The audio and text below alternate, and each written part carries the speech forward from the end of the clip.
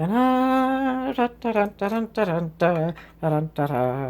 making the food. Maruchan. Maruchan noodles. That's for pizza time. That's not for... That's not for ramen. Anyway, hello friends and welcome to the channel. I'm Handington and I'm weird. Get used to it. Or don't. Either way, I just do stuff on the channel that's weird. So, I don't know where it is, but there's a type of ramen that I really, really love. Because they come in these little plastic individual things. You pour the plastic up with water. You add in this magical, incredibly delicious sauce. And I love it so much. I know it on sight. I don't always remember the brand. It might be Nissin. It might be these little Nissin things of teriyaki noodles. And they are fantastic, and I love them very, very much. They're one of my favorite foods. Usually, they're like $2 a piece. If you're really lucky, you might be able to find them for $1. Because my father would only, even though I loved them, we would only get like one or two of them. And half the time, I'd end up having to have one, and then I'd share the other one with my sister, or vice versa. Because it was just like, oh, well, that's a thing that we like and would want. So he'll stock up on gefilte fish, but things that we like, we'll be lucky if we get one or two of them. Anyway, one of the things that he was okay with buying was the whole big packages of ramen, because you could get like 10 or 20 of these little jobbies for only $1 or $2, and they're significantly cheaper, but they don't taste as heavenly as the other noodles that I get. So I concocted a plan. What if I figure out a way to make these taste more like those? So I was like, what exactly makes those noodles so much better? And I think it might be a slight difference in the quality of the noodle, but they're both pretty good, so those noodles soak in the stuff a little bit easier, so it ends up just turning the whole noodle into this incredible flavorful experience. And these do that to an extent. Normally whenever I would make ramen, I would have it in the chicken broth. I would make it on the stove, wait for it to boil for a while. And it's not that hard to wait for it to boil or anything, but I'd wait for it to boil, I'd have it, and I'd mix it up, and I'd end up having the noodles, and it would be a really tasty experience, and I would end up liking it, and I'd end up having it as, like, soup. And I'd enjoy that.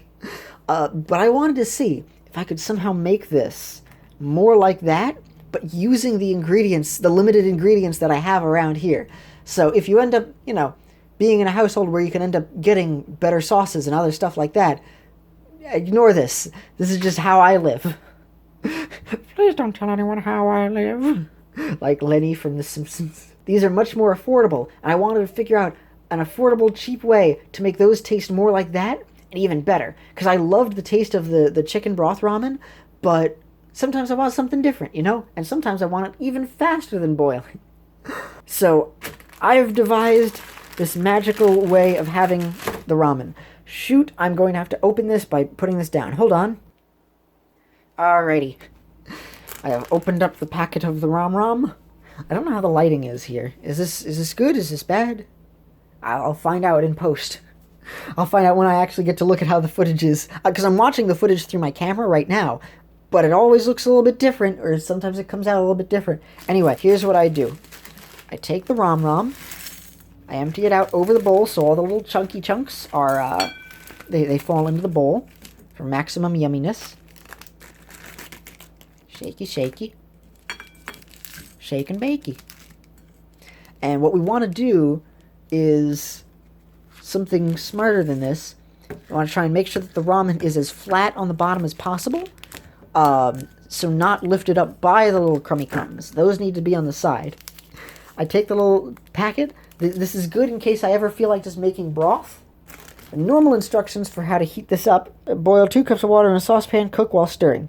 Turn on heat. Add contents into the thing. Yada yada. Makes 2 8-ounce servings. You're just doing that thing that, like, M&M's do. A packet of M&M's always says, like, half of whatever the calories is, and it's 2 servings. Or, like, the full-size packets, rather. The little M&M's minis, they don't even have the information, the information on them. But I need to get into making more masterpieces with ramen that are kind of garbage, but also kind of amazing.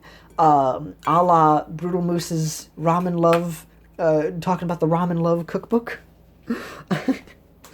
I would love to try one of those gross s'mores one day, just with the ramen noodles. Not that it would be good, but I want to try it. But there's other things like that. They made like a root beer ramen and some other brisket thing, like in a slow cooker or something. I want to try that because I'm gross. Those are the gross foods I like. I'm an idiot. Hold on. Look upon the ramen bowl. So what I found out is part of why it's different and tastes so good is that we heat it up. I need to get to these dishes in a little bit. I heat it up in water. So you don't want to pour the water so that there's a ton of it in the bowl. Just by having it be halfway, that's pretty much good enough. I'm very flexible. So again, if you are somebody who actually eats like good food or fancy food, oh, I misjudged the counter. Oh dear, I thought I was going to pour out some of that water. Anyway, if you're somebody who actually eats like real food that humans eat, and not the food from that food at home meme, oh no, I'm no. All right, I'm not gonna pour it any more of the water. Yes, I did just eat the raw noodle because it was on the side.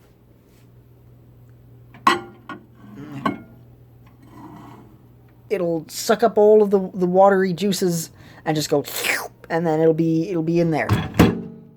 We heat it up. Our microwave is a 2100 watt bulb. This is my Where's Waldo shirt, as you can see. I will just get out of the way there. So our microwave is a lot more powerful than most others, as it turns out, for 1200s. So we set the power to 9, and then it becomes like normal people microwave. And I set it to 435. Why 435? Because I like to go one step beyond. And now we wait, but I won't make you wait. Alrighty-roo. So when you open it up, it'll be a fair amount of steam because it's a pretty long time for the microwave to be going. But that is almost about the recipe that the nice little container goes for. So I realized, wait a minute, if I heat up this ramen similar to how that one's heated up, I can make this similar to it. So the bowl is going to be extremely hot because it was in the microwave for 5 minutes. So you will want to take it out very carefully using trivets. And be careful not to dunk the trivets into the water as well. You'll want to be careful. We have gloves that we use in order to grab onto the sides. You'll want to pick it up from either side, like this, and with your other hand like that. And then lift it up. And then what you're going to do is pour out the water. Wait, no. I flip that over first so it soaks up a little bit more of the water, and then I give it more time to cool, and then I let it, and then I drain out the water. We'll get to the next steps in a moment. My phone is actually close to dying, and I need for this to cool, and I can't do all of this dangerous stuff with one hand, so we'll be back. Forgot to mention, I'm not sponsored by Nissan or Maruchan or Kikkoman Teriyaki. That's right, that's what I'm doing next, folks. If you just have a standard bottle of teriyaki sauce, if you're really hurting for resources, you could possibly use soy sauce. I haven't tried that yet. It's not as tasty as teriyaki sauce. Soy sauce is way saltier. This is way better. So what you do is you pour out all of the water, and it's very important that you do that, so that this way the next thing that it's dying to soak up is all of this. I don't put the utensils in here because the utensils actually stop you from pouring it in. And you pour in enough where it's like you get to cover the whole top with the teriyaki. It uses a fair amount of the teriyaki, but not a huge amount. So that's how we are after this. And you want enough for there to end up being a little bit of a pool of teriyaki near the bottom. So here we are. Normally I do this with 2 hands and mix both of them around, but I only have the one for the camera, so this is extremely inefficient. But you're supposed to turn over all of the noodles that were not in the goo. Oh, and also what I did is I broke up the noodles because the noodles look a lot harder than they actually are coming out of the microwave, but they're very, very soft and squishy. Like, even the dry noodles soaked up more due to, like, the steam and everything than they first appeared. So you put those underneath in the water, and while you let it cool, it soaks up some of the water so that this way it looks a little bit better. There are some of the noodles, though, that look a little bit more dry, so if you cannot stand that, you could wait a little bit longer for it to soak up water. The longer that you wait, the less it's able to absorb the teriyaki later. Because it gets like fully waterlogged, so that's why I poured out a little bit sooner. Again, however else those noodles do it, those noodles just completely transform once you stir up the little like sauce that you put on top of it. It just absorbs completely into it. It's magical. I don't know what sauce that is or how they do it or how to make that sauce, but if you just have some regular teriyaki and a pile of noodles, I find this is very tasty, especially if you're tired of the regular chicken broth flavor or the beef broth flavor that you end up having, and you wait for it to soak up a little bit, and you keep stirring it over and over. In the meantime, this is also helping it to cool down even further. So by the time you set everything up, it'll be like the perfect temperature to be able to enjoy it. Also, I would recommend adding chunks of chicken to this. If you happen to have some chunks of chicken, this is really good. That's a really good thing to add into it, or some other veggies that you have like on the side pre-made. While it's heating up, if you have some extra things like that you can prepare and then heat up. So while this is waiting for it to soak everything up, you can also heat up like little chicken chunks or veggie chunks or both, and then you can add it to this and make it a much nicer kind of teriyaki. I don't have either of those too easily available at the moment, but I also just like eating a pile of noodles drenched in teriyaki sauce.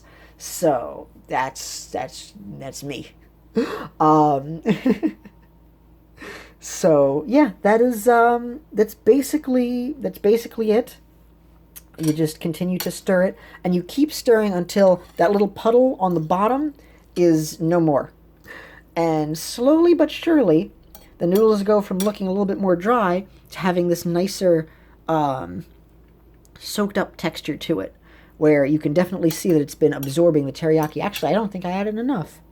I think I need to add a tiny tad more. You don't want too much teriyaki, because then you'll just end up having a pile of teriyaki on the bottom of the bowl.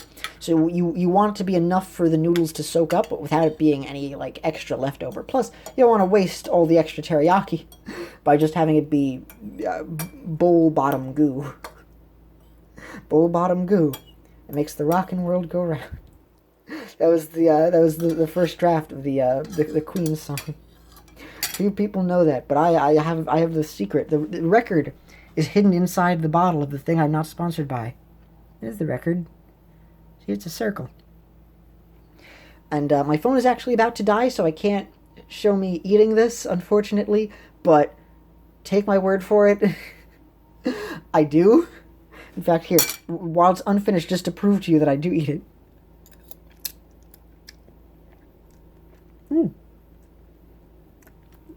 It's almost done. I need to let it wait a little bit longer. And the flavor is okay.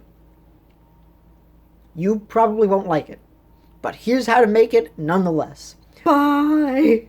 This is Handington signing off. Take care, friends.